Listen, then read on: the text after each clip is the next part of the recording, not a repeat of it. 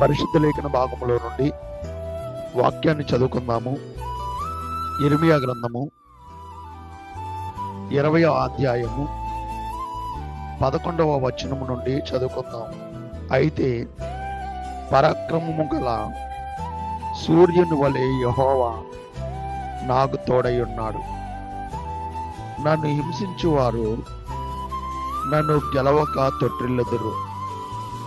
వారు యుక్తిగా జరుపుకొనరు గనుక బహుగా సిగ్గుపడుతురు. వారెన్నడూను మరువబడని నిత్య అవమానము పొందుతురు.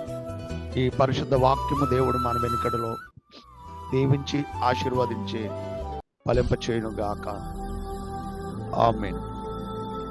ప్రభునందు ప్రియమైన దేవుని బిడ్డలారా, ఈ ఉదయకాల సమయంలో దేవుని వాక్యము ద్వారా దేవుడు మనతో మాట్లాడుతున్నటువంటి విషయాన్ని మనం ఆలోచన చేసినట్లయితే, ఇర్మియా భక్తుడితో దేవుడు మాట్లాడుతున్నాడు. ఏమని అంటే, అయితే పరాక్రమము గల సూర్యుని వలె, ఒక సూర్యుడు అంటే యుద్ధ సూర్యుడు ఎలాగైతే ఉంటారో అలా యెహోవా నాకు తోడై ఉన్నాడు. చూడండి, చాలా మంది గొప్పవారికి వెనకాల ఎలాగైతే బాడీ గార్డ్స్ ఉంటారు చూడండి. బాడీ గార్డ్స్ ఎలాగైతే ఉంటారో ఒక సూర్యుడి వలె యెహోవా నాకు తోడై ఉన్నాడు. గొప్ప యుద్ధ సూర్యుడు, యుద్ధం చేసేటటువంటి వ్యక్తులు, లేకపోతే ప్రియులారా, ఒక వ్యక్తిని కాపాడడానికి కొంతమంది ఆ వ్యక్తులు ఎలాగైతే వారి చుట్టూ ఉంటారో, అలాగే తన భక్తుని చుట్టూనంట ఒక సూర్యుని వలె యెహోవా నాకు తోడై ఉన్నాడు. నన్ను హింసించువారు నన్ను గెలవక తొట్టిల్లుతు. అంటే దేవుడు మనకు తోడుగా ఉన్నప్పుడు ఎవరైనా ఒకవేళ మనల్ని హింసించాలని మనలను ప్రయత్నం చేసినా వారే తొట్టిల్లుతారు. వారు యుక్తిగా జరుపుకున్నారు గనుక బహుగా సిగ్గుపడుతుంది. వారెన్నడూను మరువబడని నిత్య అవమానమును పొందుతారు. వారు ఎప్పుడైనా సరే ఇదిగో నా మీదకు వచ్చి నన్ను గెలవాలి అని అనుకుంటే, నన్ను ఓడించాలి, నన్ను సిగ్గుపరచాలి అని అనుకుంటే వారే సిగ్గుపడతారు. వారే నిత్య అవమానమును పొందుతారు. ప్రియమైనటువంటి దేవుని బిడ్డలారా, దేవుని కుమారుడుగా నువ్వు, కుమార్తెగా దేవుని బిడ్డగా నువ్వు ఉంటే నీ చుట్టూ ఆయన ఒక సూర్యుని వలె ఉంటారంట. ఒక సూర్యుని ఆ యుద్ధ సూర్యుడు ఎలాగైతే ప్రియులారా ఒక వ్యక్తిని కాపాడడానికి యుద్ధ సూర్యులు ఎలాగైతే ఉంటారో, ఒక దేశాన్ని కాపాడడానికి యుద్ధ సూర్యులు ఎలాగైతే ఉంటారో, అలాగే నీవు దేవుని కుమారుడు అవుతే, కుమార్తె అవుతే గనక, దేవుని బిడ్డవు అవుతే గనక కంపల్సరీ నిన్ను కాపాడడానికి దేవుడే ఆయన ఒక సూర్యుని వలె ఉంటాడు. ఇలా చూడండి, ఇంకా మనము ఎలా ఉంటాడు, ఎలా కాపాడుతాడు అనే విషయాలను మనం ఆలోచన చేస్తే ఒక మాట మనం చదువుకుందాము. నిర్గమాకాండము 15వ అధ్యాయము 3వ వచనం నుంచి చదివితే, నిర్గమాకాండము 15వ అధ్యాయము 3వ వచనం నుండి చదివితే, యెహోవా యుద్ధ సూర్యుడు. ఎవరు యుద్ధ సూర్యుడు అంటే యెహోవాయే యుద్ధ సూర్యుడు. యెహోవా అని ఆయనకు పేరు. యెహోవా యుద్ధ సూర్యుడు, యెహోవా అని ఆయనకు పేరు. ఆయన ఫరో రథములను అతని సేనాను సముద్రములో పడద్రోసెను. ఎందుకు పడదోశాడు? తన పిల్లలను వెంటాడుతున్నారు వీళ్ళు. తన పిల్లలను ఇశ్రాయేలీయులు వెనకాల పరిగెత్తుకుని వచ్చి వారిని జయించాలి అనేటువంటి ఆలోచనతో, వారిని పట్టుకోవాలి అనేటువంటి ఆలోచనతో పరిగెత్తుకుని వస్తూ ఉంటే యెహోవాయే ఒక యుద్ధ సూర్యుడిగా వారి ఎదుట నిలబడ్డాడు. తన పిల్లల ఎదుట యెహోవాయే ఒక యుద్ధ సూర్యుడిగా నిలబడి ఆయన ఫరో రథములను, అతని సేనాను సముద్రములో పడద్రోసెను. అతని అధిపతులలో శ్రేష్ఠులు ఎర్ర సముద్రములో మునిగిపోయినాయి. అగాధ జలములు వారిని కప్పెను. వారి రాతి వలె అడుగంటి పోయిరి. యెహోవా నీ దక్షిణ హస్తము బలముంది అతిశయించును. యెహోవా నీ దక్షిణ హస్తము శత్రువుని చితక్కొట్టును. చూడండి, నీ మీదకి లేచి వారిని నీ మహిమాతిశయము వలన అణిచివేయుదువు.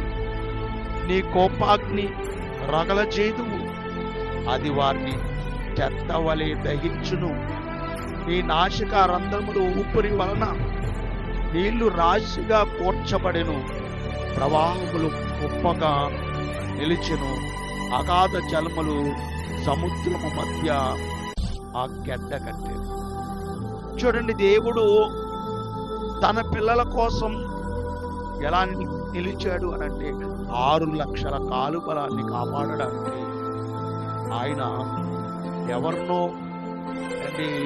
యుద్ధానికి తిప్పలేదంట. ఆయనే ఒక యుద్ధ సూర్యుడిగా నిలిచాడు. ఆయనే ఒక యుద్ధ సూర్యుడిగా నిలిచి, పిల్లారా, ఆ ఫరో రథాలను కానివ్వండి, గుర్రాలను కానివ్వండి, లేదా శ్రేష్ఠులను కానివ్వండి, వాళ్ళందరినీ కూడా సముద్రంలో మునిగిపోయేటట్లుగా చేశాడు. వాళ్ళందరి మీద సముద్రము కప్పబడింది. బాగా గమనించండి. అంటే దేవుని పిల్లల పక్షాన, దేవుని పిల్లలకు దేవుడు ఎలా తోడుగా ఉంటాడంటే, ఎవరైనా శత్రువు వారి మీద పడితే కనుక ఏ మాత్రము వారి మీద పడకుండా వారి చుట్టూ నడుపుకుంటారా దేవుడు వారిని కాపాడుతూ. పిల్లలు, ఈ విషయాన్ని మనం ఆలోచన చేస్తే ఆయనే ఒక యుద్ధ సూర్యుడిగా నిలబడ్డాడు. ఈరోజు నీకు ఏదైనా ప్రాబ్లం వస్తే కనుక నువ్వు భయపడవలసిన అవసరం లేదు. నువ్వు దేవుని కుమారుడిగా, దేవుని కుమార్తెగా నువ్వు ఉంటే, నీకు ఏదైనా ఇబ్బంది కలిగినా, ప్రాబ్లం వచ్చినా, నీకు శ్రమ కలిగినా, దేవుడు పిల్లారా ఆయన నీకు ఒక యుద్ధ సూర్యుడిగా ఉండి ఆయన నీ సమస్యను ఆయన తీర్చి నీ జీవితంలో గొప్ప కార్యము ఆయన జరిపిస్తుంది. మరొక విషయాన్ని మనం ఆలోచన చేస్తే సమూయేలు మొదటి గ్రంథము 17వ అధ్యాయము 46వ వచనాన్ని మనం చదవగలిగితే, సమూయేలు మొదటి గ్రంథము 17వ అధ్యాయము 46వ వచనాన్ని మనం చదవగలిగితే, అక్కడ మాట్లాడుతూ లేఖనములో 46 నుంచి మనం చదివితే, ఈ దినమున యెహోవా నిన్ను నా చేతికి అప్పగించెను. నేను నిన్ను చంపి నీ తల తెగ నరికెదను. ఇశ్రాయేలులో దేవుడున్నాడని లోక నివాసులందరూ తెలుసుకున్నట్లు నేను ఈ దినమున ఫిలిష్తీయుల యొక్క కళేబారములను ఆకాశ పక్షులకును భూమృగములకును ఎత్తును. అప్పుడు యెహోవా కత్తి చేతైనను ఈట చేతైనను రక్షించువాడు కాడని ఈ దండి వారందరూ తెలుసుకుందురు. యుద్ధము యెహోవాదే, ఆయన మిమ్మును మా చేతికి అప్పగించునని చెప్పాను. ఆ ఫిలిష్తీయుడు లేచి దావీదును కలియుటకై అతనికి ఎదురు పోగా, దావీదు వానిని ఎదుర్కొనుటకు సైన్యము తట్టు త్వరగా పరిగెత్తుకుని పోయి తన సంచిలో చెయ్యవేసి అందులో నుండి రాయి ఒకటి తీసి వరుసలతో విసిరి ఆ ఫిలిష్తీయుని నుదుట కొట్టాను. ఆ రాయి వాని నుదుట చొచ్చినందున వాడు నేల మీద బోర్లా పడాను. దావీదు ఫిలిష్తీయుని కంటే బలాఢ్యుడై ఖడ్గము లేకయే వరుసలతోనూ రాతితోనూ ఆ ఫిలిష్తీయుని కొట్టి చంపాడు. వాడు బోర్లాగా పడగా దావీదు పరిగెత్తుకుని పోయి ఫిలిష్తీయుని మీద నిలిచుండి వాని కత్తి వారి దూసి వరదీసి దానితో వాడిని చంపి వాని తల తెగవేసింది. ఫిలిష్తీయులు తన సూర్యుడు చచ్చుట చూసి పారిపోయి. చూడండి, ఇక్కడ యుద్ధము ఎవరు చేశారు అని అంటే దావీదు పక్షమున యెహోవా నిలిచాడు. పిల్లలు 6 మూరల జానుడు గొలియాతు ఎదురుగా నిలబడ్డాడు. అక్కడ ఇశ్రాయేల్ సైన్యం అంతా కూడా భయపడిపోతుంది. అతడు సవాల్ మీద సవాల్ చేస్తున్నాడు. అతడు ఒక సూర్యుడు, బలవంతుడు, మంచి ఎత్తరి, 6 మూరల జానుడు, ఎత్తు కలిగిన వాడు. పిల్లారా, అలాంటి వాడు సవాల్ మీద సవాల్ చేస్తూ దమ్మున్నవారు ఎవరైనా ఉంటే రమ్మని పిల్లారు పలుకుతుండగా పిల్లారు దావీదు అతను ఎదుట నిలిచాడంట. నిలిచి అంటున్నాడు, ఈ సున్నతి లేని ఫిలిష్తీయుడును నేను ఒక్క దెబ్బకి చంపేస్తాను అనేటువంటి మాట అతను చెప్పడం జరిగింది. పిల్లారా, ఈ రోజున బాగా గమనించండి, సున్నతి లేనివాడు, సున్నతి కలిగిన వాడు అర్థం ఏంటంటే సున్నతి లేని వాడికి రక్షణ లేదు, సున్నతి కలిగిన వానికి యెహోవా రక్షణ కలిగి ఉంది. రక్షణ కలిగిన వాడికి రక్షణ ఉంది, రక్షణ లేని వాడికి కాపుదల లేదు. రక్షణ కలిగిన వారు ఎవరైతే ఉన్నారో వారికి యెహోవా వారి పక్షమున నిలిచి ఆయనే యుద్ధ సూర్యుడిగా నిలిచి ఆయనే మన పక్షమున యుద్ధము చేస్తాడు. అక్కడ అంటున్నాడు, యుద్ధము యెహోవాదే, ఆయనే మిమ్ములను మా చేతికి అప్పగించును అని చెప్పాను. వెంటనే ప్రియులారా, ఆ దావీదు పరిగెత్తుకుని వెళ్ళి తన వరిసెలలో ఉన్నటువంటి తన సంచిలో ఉన్న రాయిని తీసుకుని వరిసెలలో పెట్టి విసిరి తన నుదుటిన కొట్టగా అతడు బోర్లా పడ్డాడు. పిల్లారు, ఈ ధైర్యం, ఈ దమ్ము ఎక్కడది నీకు అని అంటే యెహోవా ఆయనకి తోడుగా ఉన్నాడు. ఆయన పక్షాన నిలిచాడు. ఆయన పక్షమును నిలిచి ఆయనే ఆ యుద్ధం చేశాడు. అందుకని గొలియాతు బోర్లా పడ్డాడు. అందుకని ఇక్కడ మాట్లాడుతున్నాడు, యెహోవా కత్తి చేతైనను ఈటి చేతైనను రక్షించువాడు కాడని ఈ దండు వారు అందరూ తెలుసుకుందురు. అంటే ఈటి చేత కానీ కత్తి చేత, కత్తి అక్కర్లేదు, ఈట అక్కర్లేదు ఆయనకి. ఆయన యుద్ధం చేస్తే కత్తి గాని ఈటి గాని అక్కర్లేదు ప్రియులారా. ఆయన సముద్రాన్ని ఒక ఆయుధంగా చేసుకున్నాడు. ఆనాడు ఫిలిష్తీయులను హతము చేయడానికి సముద్రాన్ని ఒక ఆయుధంగా చేసుకుని ఆ సముద్రంతోనే యుద్ధం చేశాడు. మొత్తం సముద్రంలో మొత్తం వాళ్ళందరూ కూడా మునిగిపోవడం జరిగింది. శత్రువులు పిల్లారు జయించాలంటే ఆయనకి కత్తి గాని ఈటి గాని అవసరం లేదు. ఆయన ఒక చిన్న రాయితో పెద్ద గొలియాతును చంపాడు. చిన్న రాయ. ఈరోజు నా ప్రియమైనటువంటి దేవుని బిడ్డలారా, నీ పక్షాన ఆయన ఉండి యుద్ధం చేస్తాడు. కాబట్టి దావీదు వలె మనం కూడా దేవునికి ఆ ఇష్టానుసారులుగా, దావీదు నా ఇష్టానుసారుడైన మనుషుడు అని ఎలాగైతే చెప్పాడో మనం కూడా దేవుని ఇష్టానుసారులు అయినటువంటి మనుషులుగా మనం ఉండగలిగితే కంపల్సరీ మన పక్షాన దేవుడు యుద్ధం చేస్తాడు. పిల్లలు, మనం చేయవలసినటువంటి అవసరత లేదు. మనం అలా నిలుచుంటే చాలు, ఆయన యుద్ధం జరిగించేటటువంటి పరిస్థితి మనకు కలుగుతుంది. చివరగా ఒక మాట చూద్దాము. దినవృత్తాంతాలు 2వ గ్రంథము 20వ అధ్యాయము 12వ వచనంలో ఒక మాట కనపడుతుంది ప్రియులారా. అక్కడ యెహోషాపాతు రాజు ప్రార్థిస్తాడు. ఏమని? మా దేవా, నీవు వారికి తీర్పు తీర్చవా? ఈ మా మీదకి వచ్చి గొప్ప సైన్యముతో యుద్ధము చేయుటకు మాకు శక్తి చాలదు, ఏమి చేయుటకును మాకు తోచదు, నీవే మాకు దిక్కు అని ప్రార్థన చేశాడు. చూడండి, ఇతడు ప్రార్థన చేశాడు. శత్రువులు అతని మీదకి పడ్డారు. శత్రువులు అతని మీద పడి యుద్ధం చేయాలనేటువంటి ఆలోచనతో శత్రువులు ప్రియులారా దండు దిగింది. దండు దిగినప్పుడు ప్రియులారా యెహోషాపాతు రాజు ప్రార్థించాడు. ఏమనంటే, మా దేవా, నీవు వారికి తీర్పు తీర్చవా?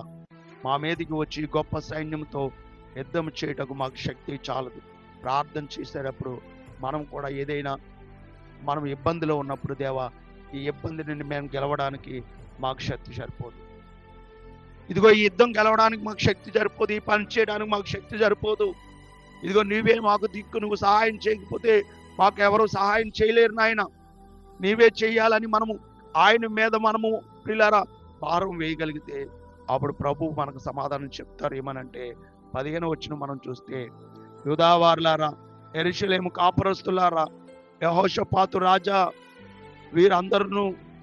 మీరందరూ ఆలకించడి. యెహోవా సెలవిచ్చినదేమనగా, ఈ గొప్ప సైన్యమునకు మీరు భయపడకుడి, జడియకుడి, ఈ యుద్ధము మీరు కాదు, దేవుడు జరిగిస్తాడు. ఇదిగో యుద్ధం మీరు కాదు, దేవుడే జరిగిస్తాడని చెప్పి ప్రియులారా, దేవుడు వీళ్ళు నిలిచుండి చూశారు, దేవుడు ఆ యుద్ధాన్ని జరిగించాడు. వారు నిలిచుండి చూశారు, నిలిచుండి వారు చూశారు. ఆ యుద్ధాన్ని ఎవరు జరిగించారంటే దేవుడే ఆ యుద్ధాన్ని జరిగించాడు. అందుకనే ప్రియులారా అండి ఇర్మియా భక్తుడు మాట్లాడుతున్నాడు, ఇదిగో నాకు దేవుడు ఎలా ఉన్నాడంటే ఒక సూర్యుడి వలె ఆయన నాకు తోడై ఉన్నాడు.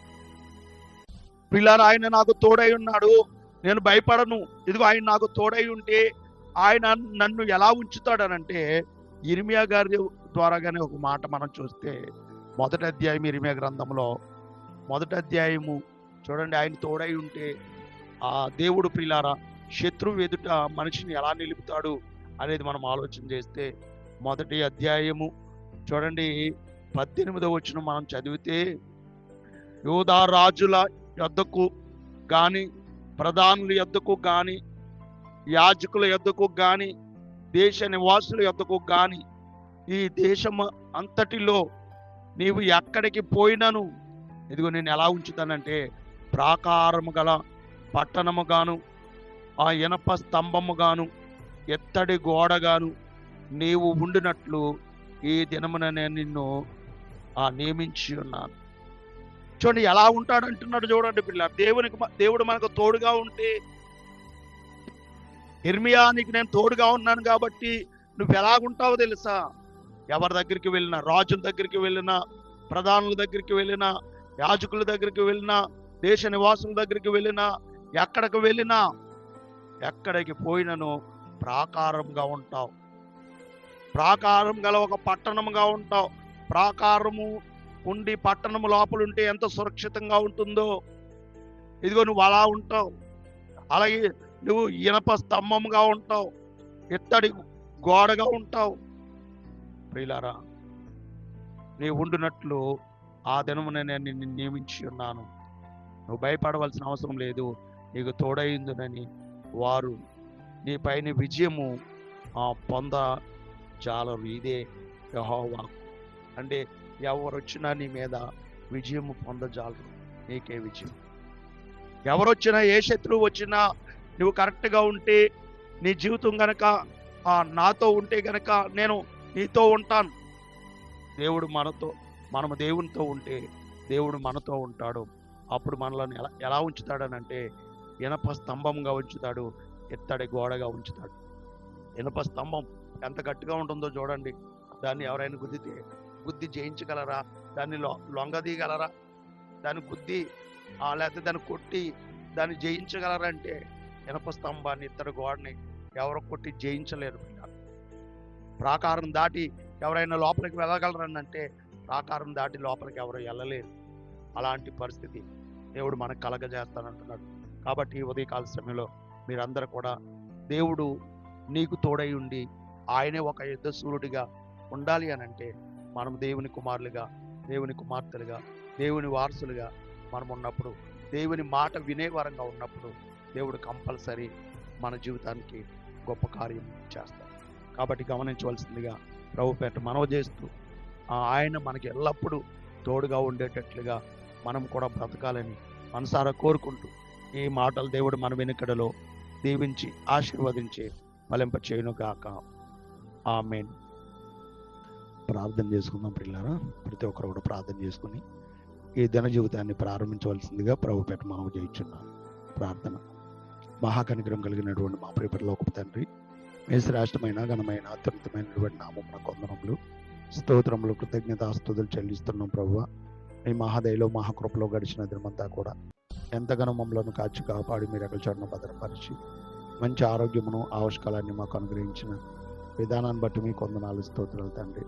ప్రభువా, నా ప్రియ బిడ్డలు మీ జ్ఞాపకం చేసుకునండి. జన జీవితాన్ని ప్రారంభించడానికి నా బిడ్డలు సిద్ధపడుతుండగా వారి పనిలో, ప్రయాణాల్లో, వ్యాపారాల్లో, ఉద్యోగాలు మీ తోడుగుని సాయం చేయండి. ఆయన ఉదయాన్నే లేచి నేను వలలు వేసుకుని పట్టుబడికి వెళ్ళే బిడ్డలు, ప్యాకింగ్కి వెళ్ళే బిడ్డలు, పెయింటింగ్కి వెళ్ళే బిడ్డలు, టాపీ పనికి వెళ్ళే బిడ్డలు, రైల్వే పనికి వెళ్ళే బిడ్డలు, ఐరన్ పనికి వెళ్తున్న వారు, కంపెనీకు, ఫ్యాక్టరీకు, హాస్పిటల్స్కు, ఉద్యోగాలకు, వ్యాపారాలకు వెళ్తున్న వారు ఉన్నారు. ఎలక్ట్రిషన్ పనికి, వార్డింగ్ పనికి, అలాగే ఇంకా డ్రైవింగ్ పనికి వెళ్తున్న వారు ఆయన ప్రతి ఒక్కరిని కూడా మీరు జ్ఞాపకం చేసుకుని వారు చేస్తున్న ప్రతి పనిలో కూడా మీరు తోడుగా ఉండి సాధించండి.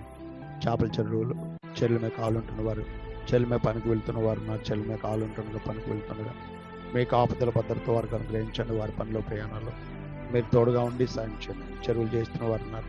ఆ చేపల చెరువులు, రైలు చెరువులను మీరు దీవించండి, ఆశీర్వదించండి. అవి సమృద్ధిగా ఫలించే భాగ్యమును ప్రభావం మీరు అనుగ్రహించండి. అలాగే మా బిడ్డలు అనేక మంది గల్ఫ్ దేశాలు, అమెరికా దేశాల్లో, కువైట్ దేశాల్లో, ఆయా దేశాల్లో పనిచేస్తున్నటువంటి ప్రతి ఒక్కరిని కూడా మీరు దీవించండి, ఆశీర్వదించండి. వారి పనిలో, ప్రయాణాల్లో మీరు తోడుగా ఉండి సాయం చేయండి. అలాగే సంతోషపరలో ఉన్నటువంటి సంఘ బిడ్డలందరిని బట్టి మీకు వందనాలు. సంతోషపరలో ఉన్న ప్రతి కుటుంబాన్ని మీరు దీవించండి, ఆశీర్వదించండి. వారి పనిలో, ప్రయాణాల్లో, వ్యాపారాల్లో, ఉద్యోగాలకు తోడుగా ఉండి సహాయం చేయండి. ఎవరికి ఎటువంటి వీరికి ఇబ్బందులు లేకుండా, శోధనల సమస్యలు లేకుండా నా బిడ్డలందరూ సురక్షితంగా, ఆరోగ్యకరంగా ఉండే భాగ్యమును మీరు అనుగ్రహించండి. అలాగే నాయన ఇదిగో తండ్రి, పరిచయాల్లో పాలభాగస్తులను ప్రతి ఒక్కరిని కూడా మీరు దీవించండి, ఆశీర్వదించండి. ఆయా ప్రాంతాల్లో, ఆయా గ్రామాల్లో, ఆయా ప్రదేశాల్లో ప్రభు నా బిడ్డలు ఉన్నారు. వారందరికీ మీకు ఆపదల భద్రత వరకు అనుగ్రహించండి ఆయన. అలాగే తండ్రి నేను ఈ పరిచయకు సహకరిస్తున్న వారిని సాయం చేస్తున్న వారందరినీ మీరు దీవించండి, ఆశీర్వదించండి. ఎవరైతే బలహీనంగా ఉన్నారో బలహీనంగా ఉన్న బిడ్డలను బలపరచండి, మంచి ఆరోగ్యం, శక్తిని, బలమును దయచండి. ఎవరికి ఎటువంటి బలహీనత లేకుండా పరిపూర్ణమైనటువంటి ఆరోగ్యం వారికి అనుగ్రహించండి. అని ఎవరైతే నేను బిడ్డలు లేక బాధపడుతున్నారో వారి గర్భాలు తెరిచి జీవం గల బిడ్డలను ప్రభావం వారికి అనుగ్రహించండి. ఎవరైతే గర్భిణీ స్త్రీలుగా ఉన్నారో తగిన కాలంలో సులువైన కాన్పును ప్రభావం నా బిడ్డలకు అనుగ్రహించండి. ఆయన తల్లి బిడ్డ క్షేమంగా ఉండడానికి సాయం చేయండి. ఆయన 5వ తల్లి నా బిడ్డలు నేను 10th క్లాస్ ఎగ్జామ్ రాయడానికి సిద్ధపడుతున్న బిడ్డలు, ఇంటర్మీడియట్ ఎగ్జామ్ రాయడానికి సిద్ధపడుతున్నటువంటి బిడ్డలు ఉన్నారు. వారి ఎగ్జామ్స్లో మీరు తోడుగా సాధించండి. ఎవరికి ఎటువంటి ఇబ్బంది లేకుండా ఈ రోజంతా మీకు ఆపదల భద్రత నా బిడ్డలకు అనుగ్రహించమని బిడ్డలందరినీ కూడా మీ చేతులకు అప్పగించుకుంటూ ఈ రోజంతా మీకు ఆపదల భద్రత ఇచ్చమని బిడ్డలు మీ చేతులకు అప్పగించుకుంటూ నేను 5వ తండ్రి ఈ పరిచయలో పాలభాగస్తులను ప్రతి ఒక్కరిని కూడా మీరు దీవించి ఆశ్రయించమని యేసు పరిశుద్ధ నామములో బ్రతిమాలి వేడుకుంటున్నాము తండ్రి, ఆమేన్. తండ్రి అయిన దేవుని ప్రేమ, కుమారుడైన యేసుక్రీస్తు వారి పరిశుద్ధాత్మ సహవాసం సన్నిధి, కాపుదల భద్రత నా బిడ్డలందరికీ పరిశుద్ధాత్మ దేవుడు సదా తోడైంది నడిపించును గాక. ఆమేన్. అందరికీ